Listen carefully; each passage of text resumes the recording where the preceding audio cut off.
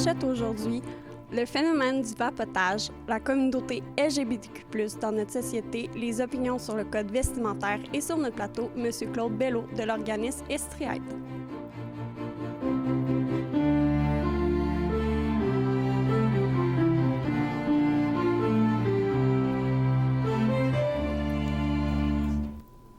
Bonjour et bienvenue au bulletin de la salle des nouvelles. Le vapotage est en vogue chez nos jeunes. Environ le quart des élèves ont déjà essayé le vapotage dans nos écoles secondaires. Sarah Châteauneuf, Mariam Kidri et Noémie Bédard sont allées s'informer sur la situation au milieu scolaire, ainsi que les effets néfastes sur la santé. Plusieurs dizaines d'écoles de la région du Québec préparent un plan d'action pour contrer le vapotage et les problématiques de dépendance chez les élèves. Donc, nous avons demandé à Émilie Gagné, infirmière de l'école secondaire de la Montée.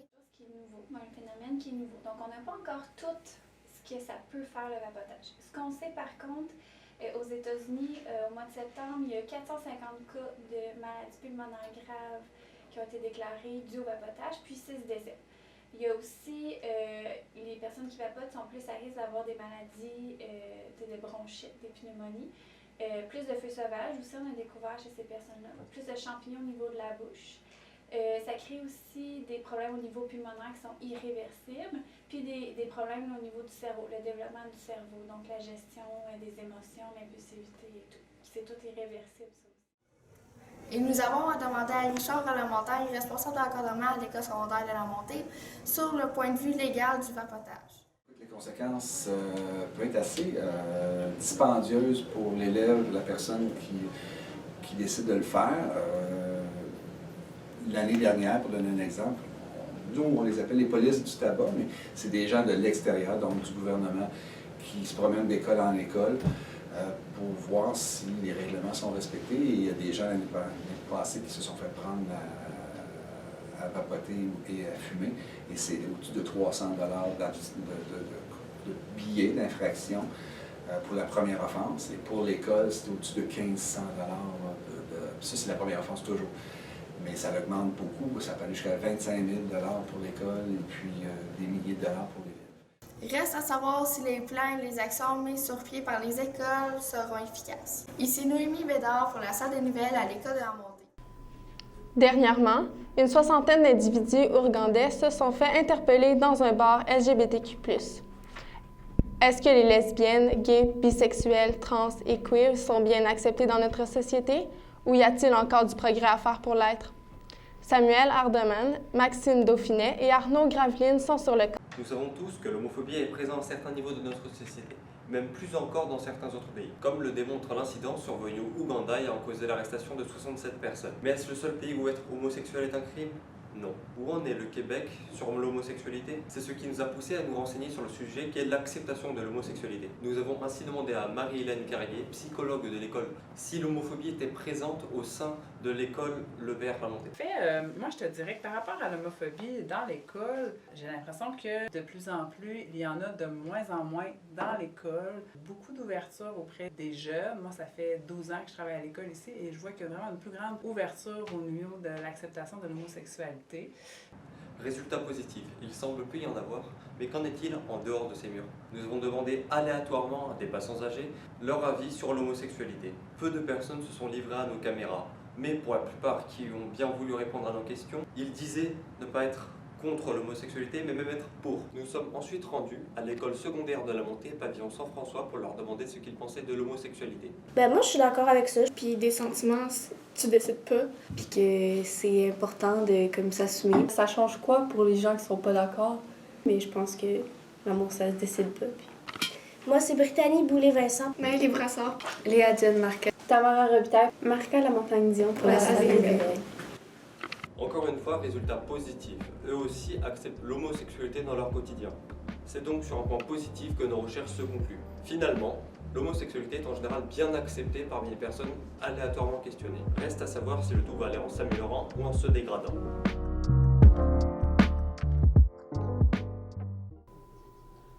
Mercredi, le 4 décembre dernier, avait lieu une journée spéciale pour les élèves de l'école secondaire de la Montée. Pour le coût de 2 $, ils avaient la chance de pouvoir s'habiller en style pour l'occasion de la journée chic. Avec nous, nous avons la journaliste Gabrielle Ouellette s'est informée sur ce sujet. Bonjour, Gabrielle. Bonjour, Chad.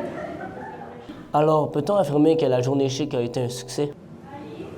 Alors, comme vous auriez pu le constater, la Journée chic a connu un grand succès avec les élèves de la montée avec 590 d'amassés pour aider les familles dans le besoin. Nous avions interrogé Dominique Bourbeau pour avoir son opinion sur la Journée chic au fil des années.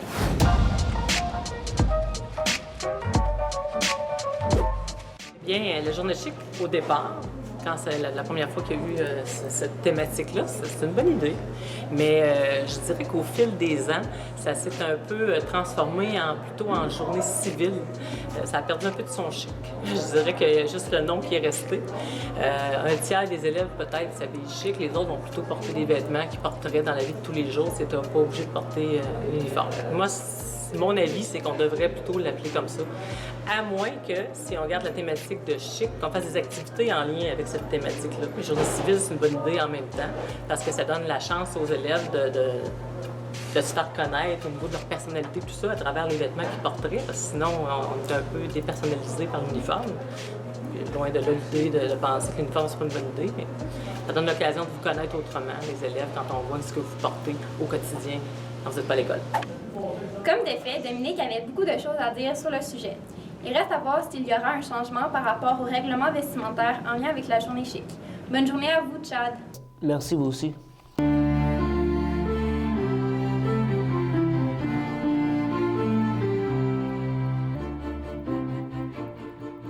À Washington, le dimanche 1er décembre dernier, s'est déroulée l'audition du Congrès qui marque le début d'une nouvelle phase dans la procédure en destitution ouverte contre Donald Trump.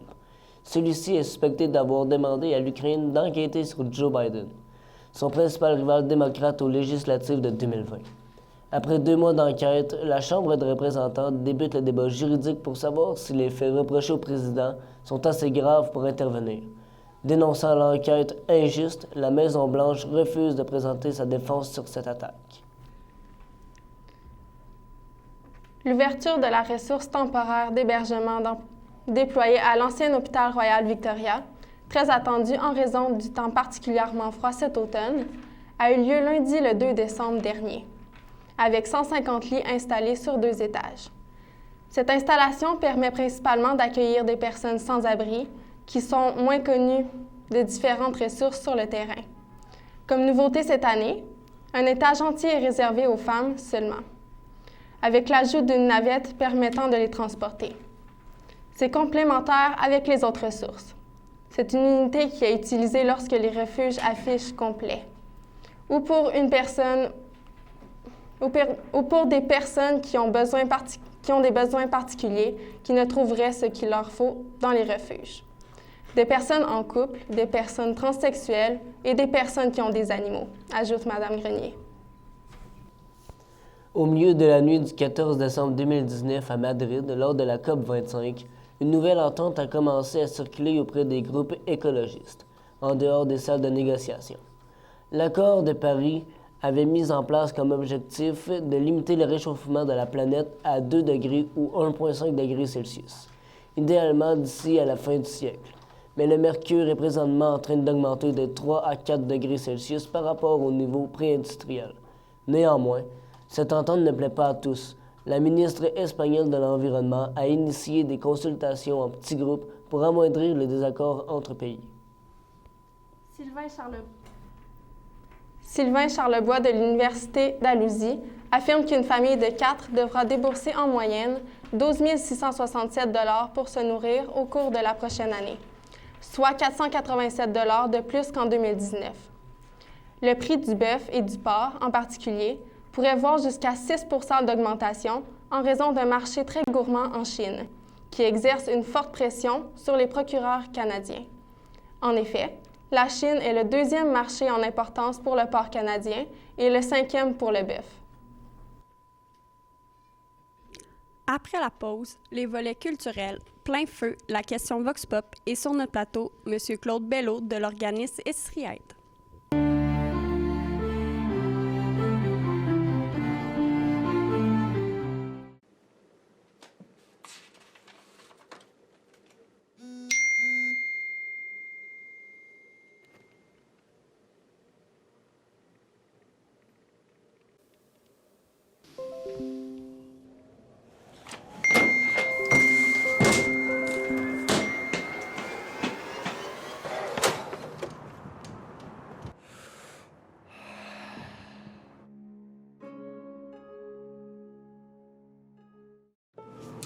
La vapoteuse, c'est pas peu que la cigarette. Dans ta vapoteuse, y a pas de choses bizarres comme du goudron, c'est naturel. Avec la vapoteuse, tu peux pas devenir dépendant. La vapoteuse, c'est pas nocif pour tes poumons. La vapoteuse, ça nuit pas à ton cerveau non plus.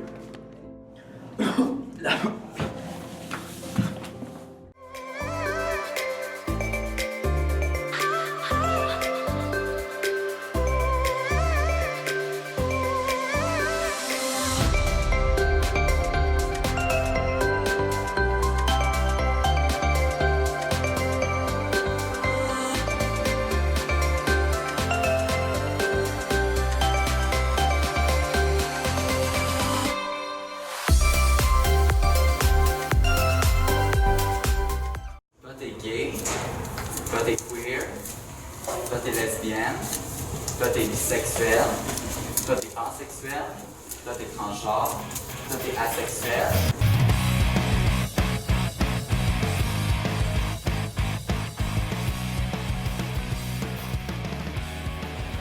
Je suis qui je suis, tu es qui tu es, nous sommes qui nous sommes. Sois ce que tu veux être et non ce que les autres veulent.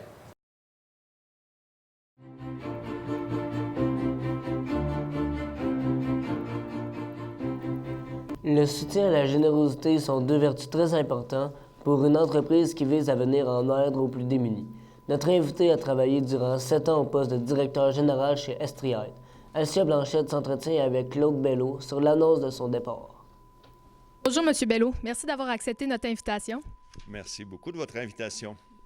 Comme on a pu voir dans les médias, vous quittez votre poste, mais vous n'êtes pas prêt pour la retraite. Alors, quels sont vos projets pour la suite?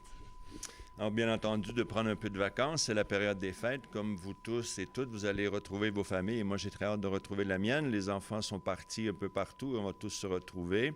Et puis après, on verra en janvier. Il y a plusieurs opportunités qui s'ouvrent. Et puis, on va choisir la meilleure à ce moment-là. C'est parfait. Je vous souhaite des bonnes vacances. Merci. Auparavant, il y avait une dizaine d'employés chez Estriade. À ce jour, on en compte au moins 6 fois plus. Est-ce parce que les besoins ont augmenté ou parce que vous avez obtenu les ressources nécessaires? C'est un peu une combinaison des deux. Les besoins sont toujours là. On a une communauté qui est énormément active dans la région de l'Estrie. On est en plein emploi aussi, mais il faut toujours penser qu'il y a des gens qui sont en marge de cette prospérité et qui n'ont pas les moyens nécessairement de trouver un travail. Donc, Estriade se veut une structure d'accueil pour ces gens-là qui sont à la recherche. Et en même temps, on a créé les ressources qui nous ont permis d'augmenter considérablement le travail qu'on fait. Et on a créé ces ressources-là nous-mêmes avec le grand magasin d'Estriade sur la rue Wellington. Parfait. Et l'actuel directeur adjoint, Marc Gingras, prendra la relève de votre poste en janvier. Selon vous, quels seront ses plus grands défis? Alors, Marc, c'est quelqu'un qui est avec nous déjà depuis plus de 9 mois et ses défis à lui seront particuliers. Il doit maintenir le dynamisme qu'on a entrepris avec Estriade depuis plus de 7 années maintenant et de continuer à faire un partenariat avec la communauté, d'être présent dans toutes les activités qui peuvent se passer et de donner un coup de main aussi à la création d'emplois, comme on le disait tout à l'heure. Parfait. Merci beaucoup. Je vous rappelle que M. Claude Bello est directeur général chez Estriade, encore pour quelques semaines. Merci.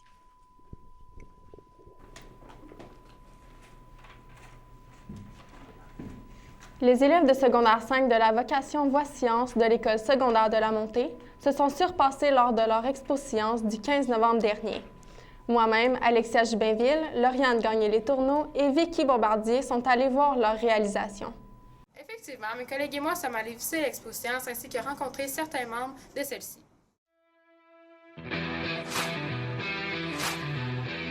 On a instauré l'Expo Sciences à l'école, ça fait maintenant 2 ans. C'est un projet que je fais en 5e secondaire avec les élèves finissants en voie sciences et parce que la plupart vont poursuivre leurs études en sciences. Donc, ça leur permet d'avoir une première expérience devant un grand public de vulgarisation. On a choisi premièrement la sclérose latérale amyotrophique parce que c'est une maladie qui était vraiment méconnue. Donc, on a dû beaucoup faire de recherches, on a lu des livres genre, épais comme ça, des parties pour essayer de trouver qu'est-ce que c'est exactement.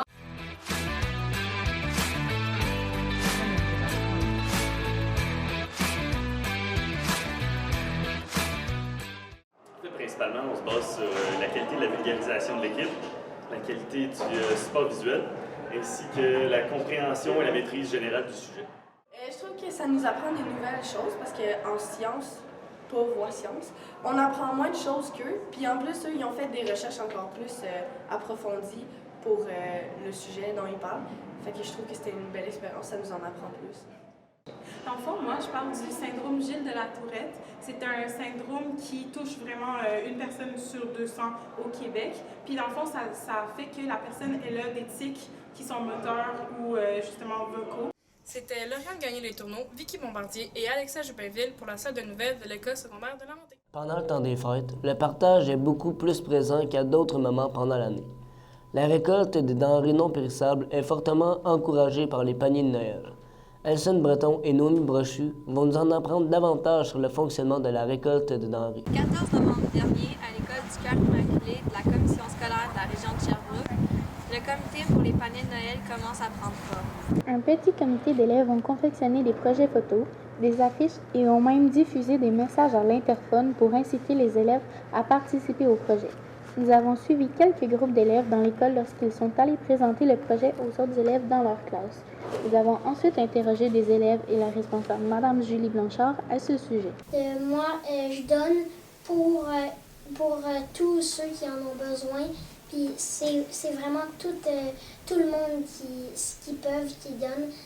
Qu'est-ce qui me motive, c'est vraiment d'aider les personnes dans le besoin, de leur mettre le sourire dans le visage, puis de savoir que tu vas rendre service aux autres qui en ont besoin. Moi, ce qui me motive à faire ce projet-là, c'est pas d'aider une seule personne, mais d'en aider plusieurs. Puis mon but, c'est pas d'en donner à une seule famille, c'est d'en donner à plusieurs. Pour permettre aux élèves de vivre un engagement communautaire jusqu'au bout, en partant de la sensibilisation, de la préparation, jusqu'à la confection des paniers de Noël, vivre vraiment chacune des étapes. En même temps, ça permet de développer la fierté, l'estime de soi pour les élèves du primaire. Il y a une centaine de familles qui reçoivent les paniers de Noël. Alors, 50 familles une première journée, 50 familles une deuxième journée.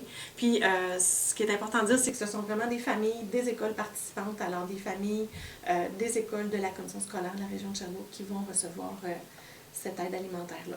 Ensuite, le 12 décembre dernier, un camion a passé dans toutes les écoles de la commission scolaire de la région de Sherbrooke pour pouvoir apporter tous les denrées à l'École internationale du port. N'oubliez pas qu'un simple geste peut rendre une famille heureuse pour Noël. C'était Noémie Brochier et Alison Breton pour la salle des nouvelles de l'École secondaire de la Montée.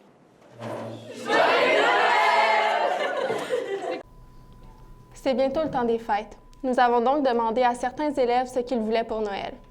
Kevin Nguyen, Marajat Bourassa sont allés dans les corridors de notre école afin de poser la question aux élèves. Les temps des fêtes s'approchent à grands pas, et même si le vendredi fou est terminé, ça ne veut pas dire que le Père Noël vous a oublié.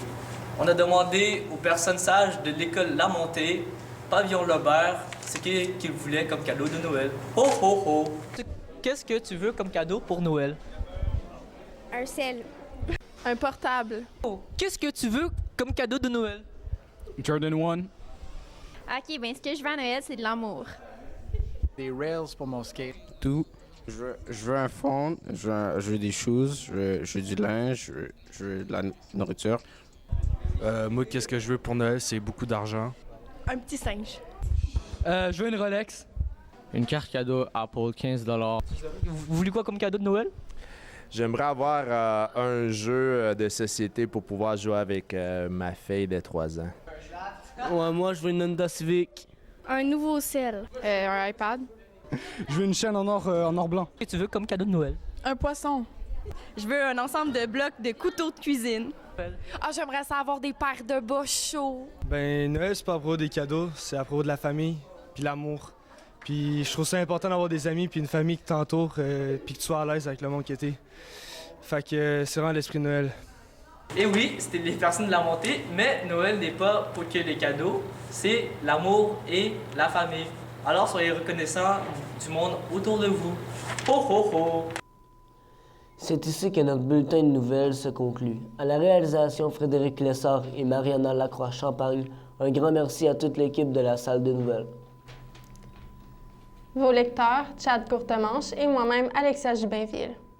Écoutez bien la musique du bulletin.